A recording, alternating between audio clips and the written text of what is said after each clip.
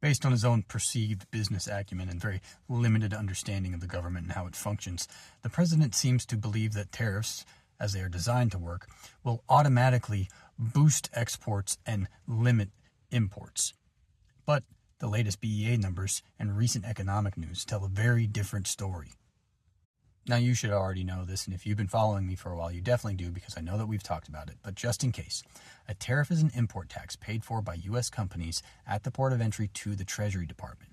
And the idea behind them is that we will become less reliant on other countries and boost our own manufacturing, protecting domestic producers. So ideally, we begin to export more than we import. But according to the U.S. Bureau of Economic Analysis fourth quarter trade report, in 2025, exports rose by about 6.2% to $3.43 trillion, while imports rose 4.8% to $4.33 trillion, meaning that the U.S. still ran a massive $901.5 billion trade deficit, which was essentially unchanged from 2024. Exports did not outrun imports. In December alone, exports were $287.3 billion, down from November, while imports climbed to $357.6 billion, widening the monthly trade gap.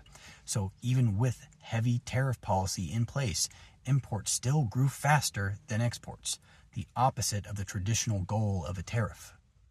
And now, as I'm sure you're aware, the Supreme Court has ruled that most of these tariffs are unconstitutional because the administration overstepped their legal authority.